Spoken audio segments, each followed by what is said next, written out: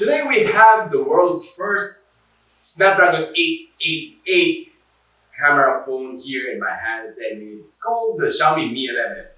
And pretty much it's another first for Xiaomi, and really they ended 2020 with a big bang, while others are, well, having a bad year for year 2020, but Xiaomi had a really nice run for 2020, and they even ended it with this launch in China before the year ends. So do you want to know how good this phone is? Come on, let's watch the full video.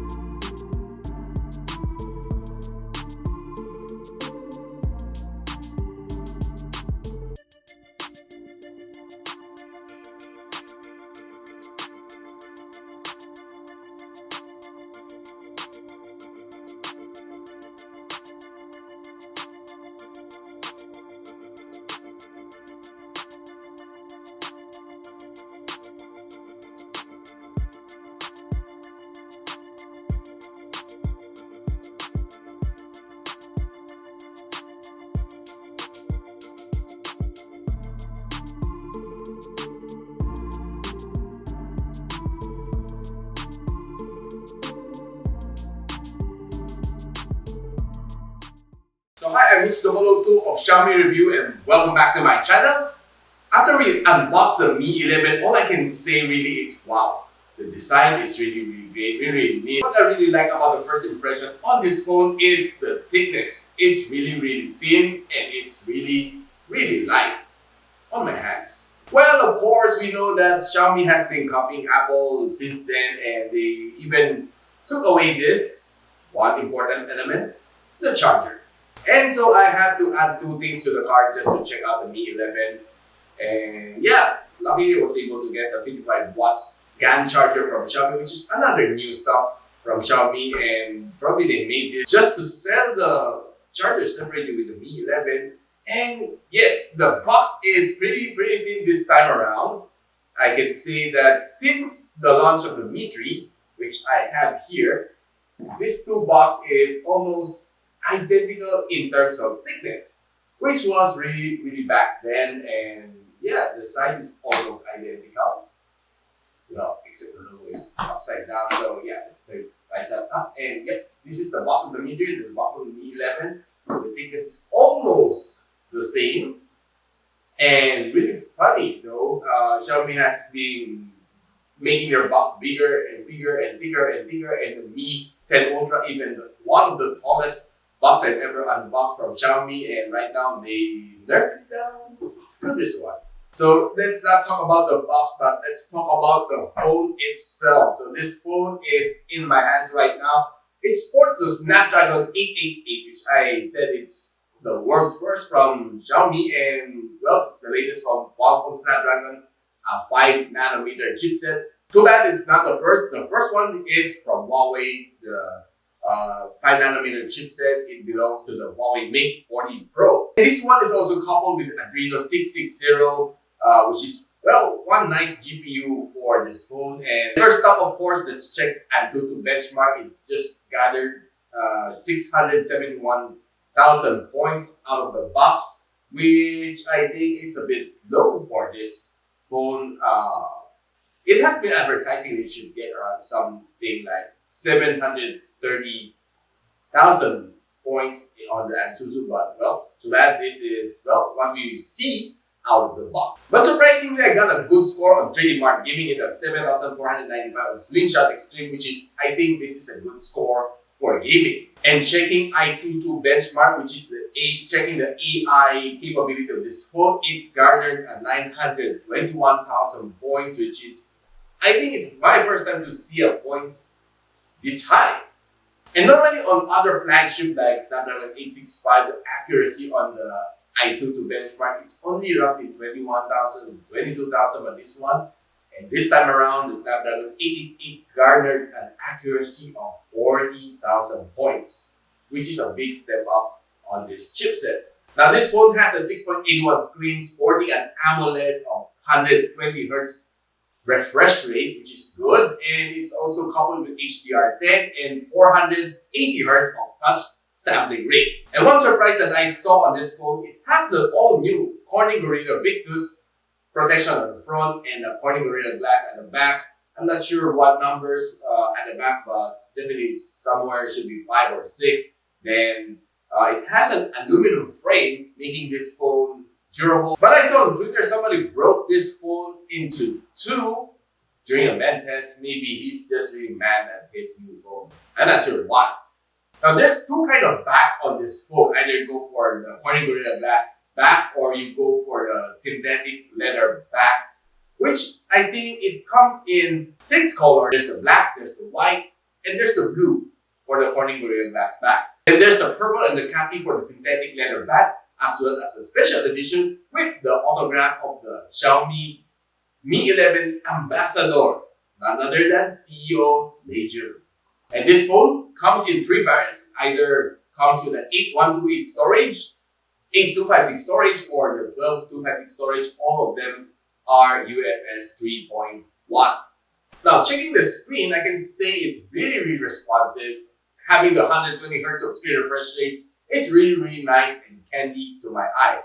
The movement and the switching of screen is really very smooth. And yeah, I've been really much used to 120Hz of screen refresh rate. Going back to 60 is, well, something that I wouldn't really do. And I would normally turn on the 120Hz all day long. Now, this phone comes with a new technology. It's called the DisplayMate A+. As you can see on my screen right now, the display resolution, you can either choose from FHD+, which saves battery, or you can choose the WQHD+, which adds a lot of quality to your display. And did you know that this phone already has a 1 billion color display? Well, it is quite nuts, but it's here in my hands. So right now, let's focus ourselves on the camera. It has a triple camera back. Wait a minute, going back to triple camera? It's so roughly 2007-ish. Anyways, it has a 108MP aperture 1.9 together with a 13MP ultra wide lens and of course a 5MP macro lens. It can shoot up to 8K of videos. Also, it can also shoot up to 4K 60fps video, which I think is really nice. It also has an image stabilization on this camera, which makes the video quality very stable. Now up front, we have a 20MP selfie camera, which can shoot up to 1080p 30fps video. So how about taking some quick look on some camera shots from the rear cam?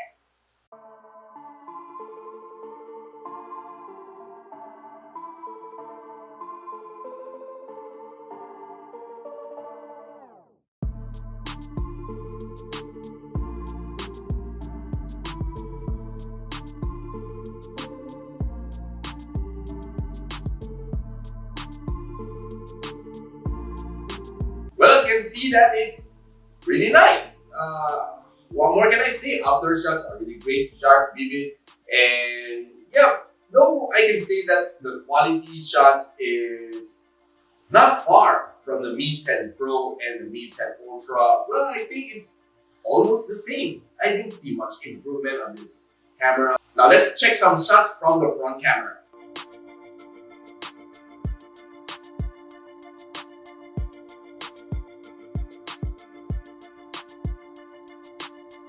Okay, those front shots are really nice, especially taking some bokeh shots on this phone, the portrait. It's really, really nice. You can see the edges, very, very clean cut. Okay, so I don't see any smudges or distortion on my ears or on my hair. It's just really plain and simple. Really, really good. Now let's check some videos from the rear camera.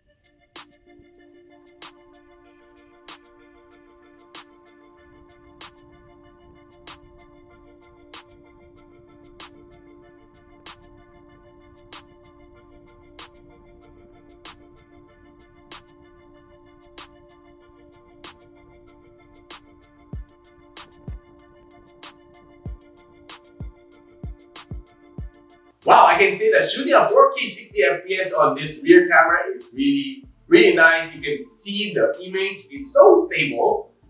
I was shooting it while I'm walking and I have no gimbal on my hands or on my pocket. I'm just a lazy guy.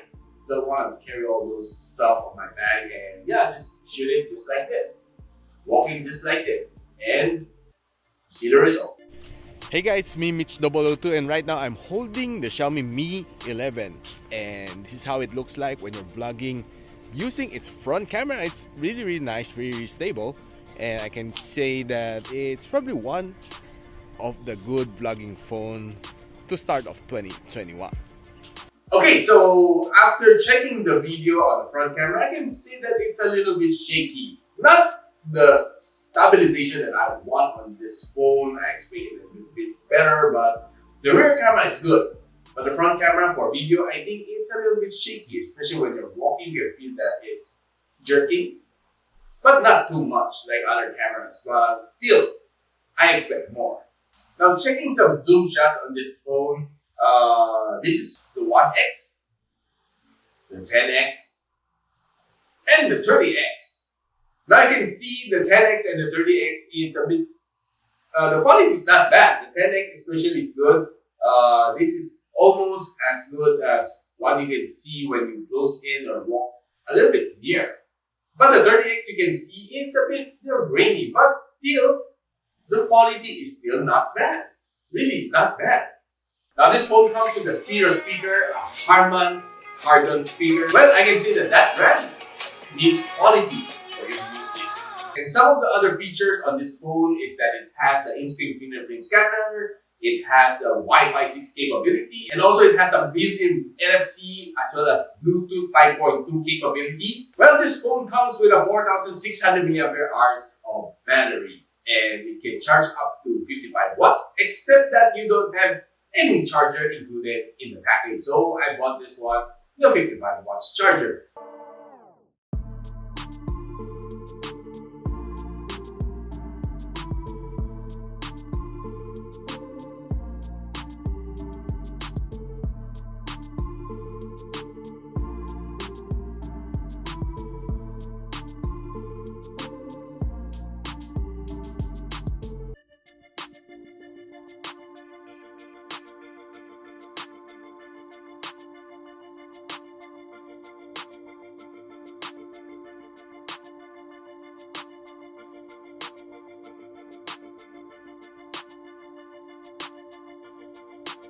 I tried to charge this phone using the 120 watts charger that I have together with my Mi 10 Ultra, and I drained this phone down to 90%. And of course, charge it back up using this one, the 120 watts, and together with the cable that comes with 120 watts. And guess what? I only got 43 watts, which is quite surprising from a Snapdragon 888 chipset. It promised me 55 watts, but well, based on my watt meter, I only got 43 watts. So, well, charging time just took me 44 minutes from 19 to 100. And Xiaomi promises it can charge it fully from 0 to 100 in just 45 minutes. So, if it reaches 55, maybe it could have been faster. Now we were able to drain the battery down to 50% for the second time around and use another charger on it. And this time it's the 55 watts GAN charger from Xiaomi. And guess what? I was able to squeeze out 52 watts from this charger. Strange, but well, that's what my watt meter said, and it just took me roughly 42 minutes to complete the charging cycle from 15 to 100 using this charger. Now we put this phone to a battery stress test using the PC Mark battery stress test, and guess what? Using just 50% of the brightness, it was able to just squeeze out an 8 hour and 52 minutes, which is for me, well, that's a flagship phone, and giving me this kind of numbers is not so really good. Just 9 hours of screen off time could have been better. Now I would really like to comment on what's happening on the Mi 11, and yes, Xiaomi has been copying Apple since then, and well, after Apple dropped its charger from its package of the iPhone 12, Xiaomi just posted on their Twitter, making fun of Apple, saying that, hey, we still have our charger, but hey, look at Xiaomi now, no chargers. And this move really is bad for consumers. Why? Because you know that manufacturers always include the most optimal charger for this phone. Well, this one being a flagship, I'm trying to test whatever charger is the most compatible with this one, and it seems to me this one is the most compatible one.